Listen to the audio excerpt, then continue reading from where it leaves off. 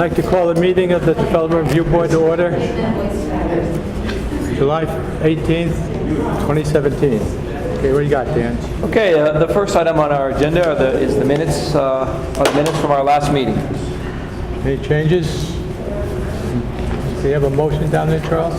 Charles moves to accept them. Barry seconds. All in favor? Okay, thank you. Next item on our agenda is the reading of the witness oath. We ask anybody who speaks to the board this evening to sign our oath statement, which is over there on the podium. And it contains the following statement.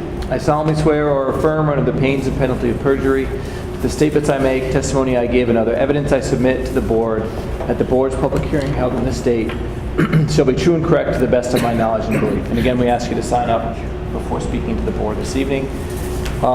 Next item on the agenda is disclosure of any ex parte communications or conflicts of interest regarding the matters before the board this evening. You have any? Nope. None? Okay, great. All right, we have two hearings this evening, two applications.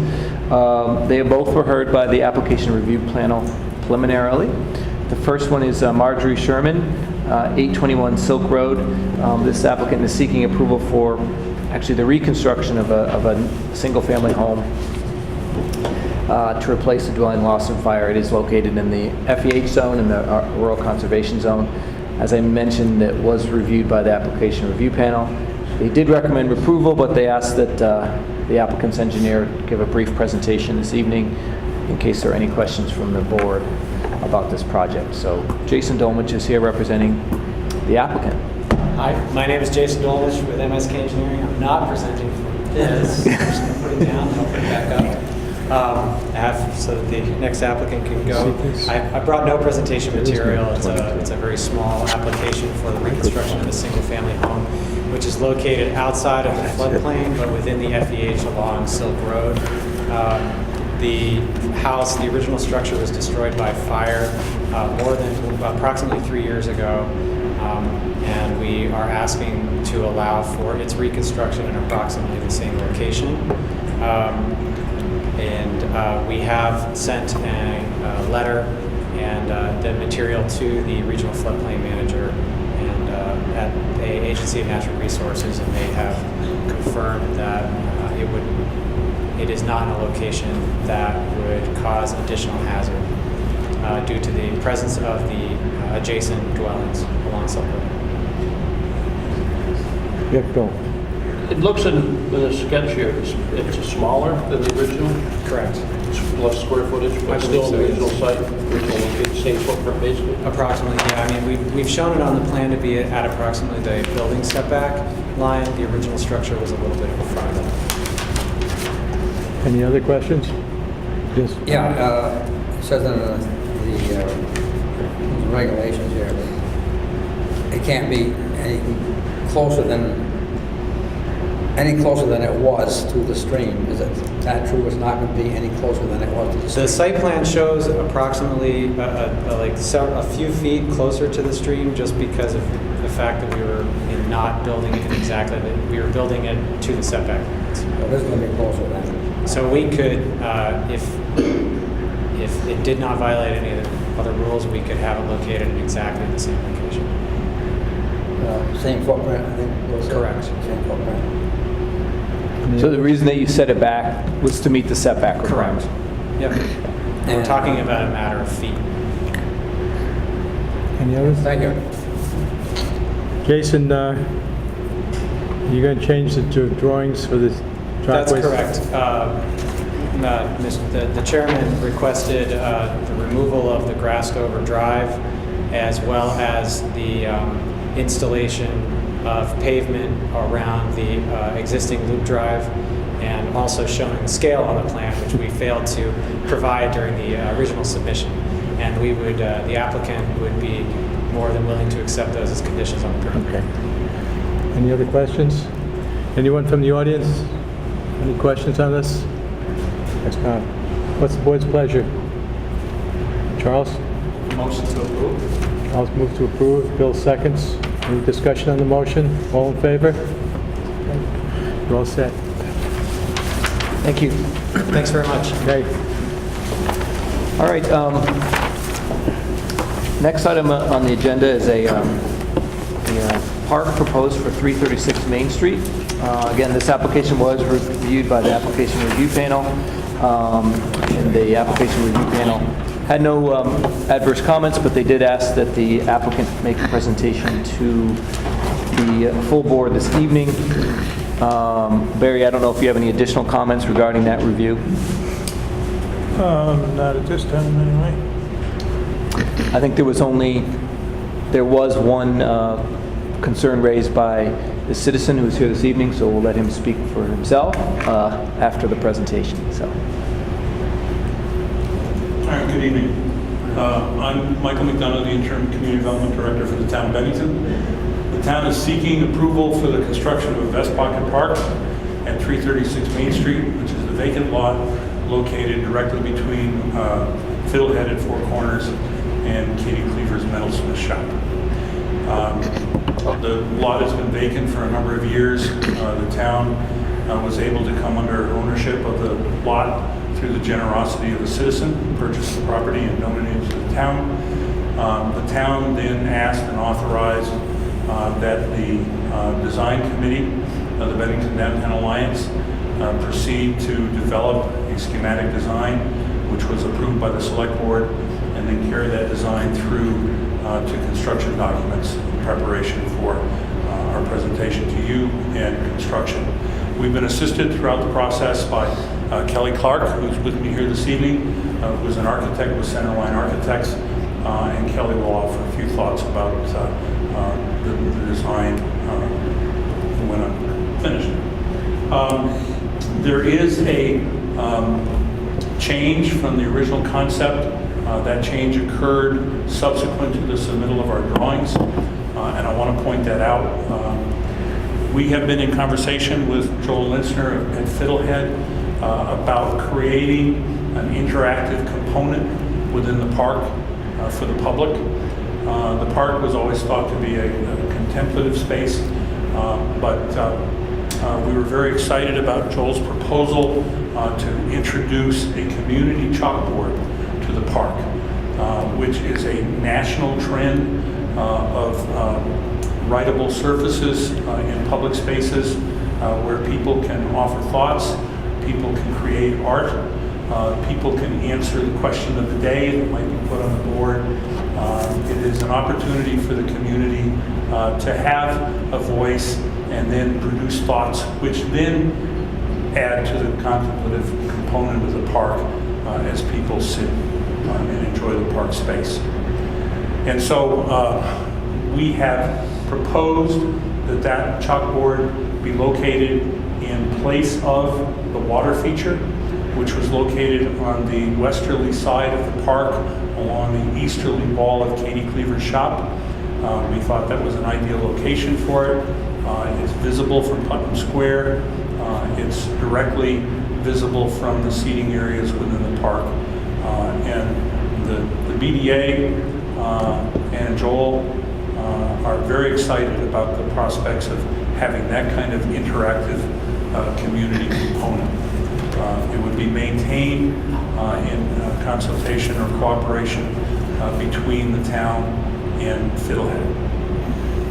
And so I would offer to have Kelly address some particular aspects of the park in terms of its design, and then we're happy to answer any questions that you may have.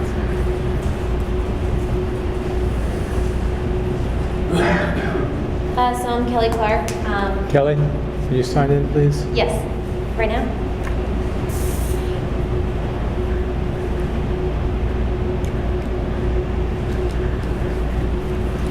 I've worked on this both as a volunteer and as an employee of Centerline Architects. And I'm going to keep this really brief and just give you a basic overview. The main element of the park is a curved concrete sitting wall. Behind that is a raised planted area, and then kind of circling most of the park is a wooden fence. The ground would be covered in pavers or stamped concrete. Vegetation is pretty minimal. We're showing a tree and some ground cover. We've got a couple of planters at the street and get more seating and kind of integrating the park with the streetscape. And I just wanted to also talk a little bit about some of the safety concerns that we kind of proactively thought about and tried to address with the design. The first one being security. Towards the back of the lot, there is an area that's not very visible, and that is the reason that we have created this fence here, and that's really just to keep people towards the street, keep them visible, leave it as a monitorable space, and also to protect the backs of the buildings that are back here. Another safety component was visibility, so in the evening there is low-level lighting integrated throughout the park in the form of some lights embedded in the concrete wall and some ground lights that would shine on the fence. There also are some lights that would be switched but not on all the time along this wall, just again, if there was someone using the space at night for something, or if there was some safety issue, that those could be switched on if needed. Durability. So we have picked on purpose materials that are low maintenance and kept the design pretty simple for the purpose of making it a durable, safe place. So, something that breaks can become dangerous, and so we've just done our best to use things that we think will last a long time. So, if you have any specific questions, I can answer them, but that's kind of the opening. Charles? Where's the interactive wall that you're talking about? Point to that, please. So before we have been showing the one here, and that's where we're talking about removing that and putting the chalk wall. It would be independent of the building here, it would have its own supports. Ron? So you said, I think, the fountain is not going to be there any longer? We are in the process of talking about eliminating the fountain, yes. And then eliminate the pump house and so forth? Yeah, we still probably would have a small thing there just for electrical panels, but yeah. Okay, how often is that chalkboard going to be monitored? I mean, for Do you want to talk about inappropriate writings or drawings or whatever? the police Well, the department- reality is that these kind of facilities tend to be monitored constantly. The first source of monitoring is by the people who use the chalk wall. And it's very common if there are obscenities or inappropriate things written on the wall, that people will come along and remove them. You might argue, well, what about free speech? Well, there's a sense of community standard here for these things. And it has been proven, and Joel has done a lot of investigation on chalk walls within communities across the nation. There is a sense of responsibility that develops in the community, and pride in what is written on that chalk wall. And so that's the first level of coverage. Secondly, it would be maintained also on a daily basis. Joel will be keeping his eye on it, and probably on a weekly basis, either Joel or the town will be cleaning the wall off for new messaging. The messages wouldn't just stay up there forever. They'd be cleaned off, and there'd be a new round of messaging. So between those three levels, I think we can count on being able to safeguard ourselves against inappropriateness. Now, actually, I think it might even be better than anybody can come along and spray paint something on a building or on a sidewalk. In this particular instance, I think that there's less risk. Okay, thank you, Mike. It's also a good idea about cleaning it every week, because we see banners that are way outdated and all over the place. No, and that's- absolutely. Yeah, so good deal. Well, thank you. It's hard to plan. Anyone else? Ron asked my question. Okay. Anyone from the audience like to speak on this? Joel? Yeah. Come on up.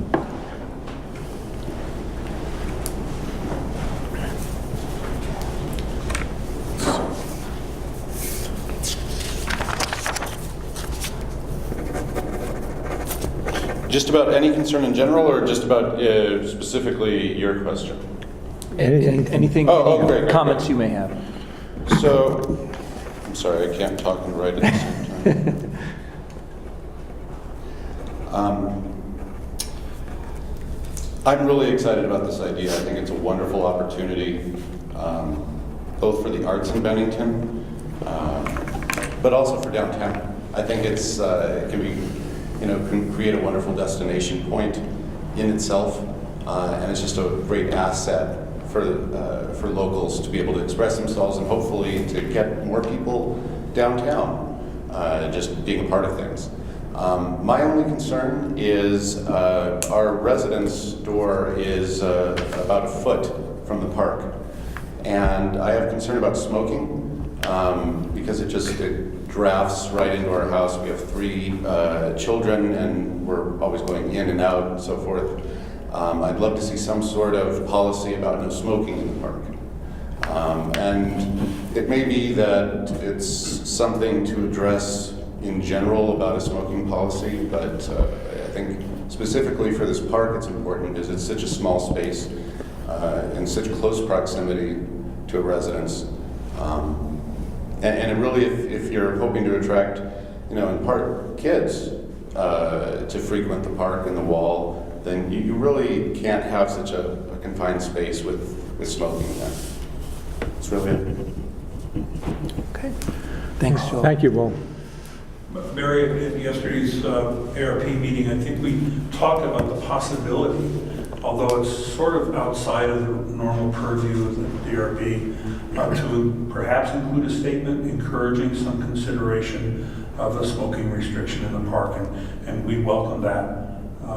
And we're going to continue to work on a plan for being able to accomplish that in the park.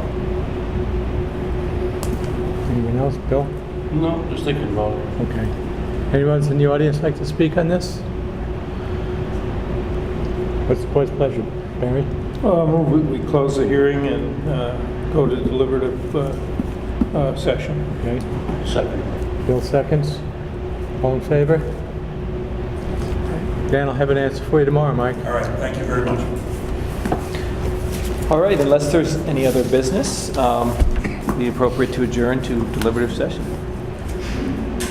Barry? Motion to adjourn. Gene doesn't. Ron seconds. No, you didn't. All in favor? Thanks, everybody.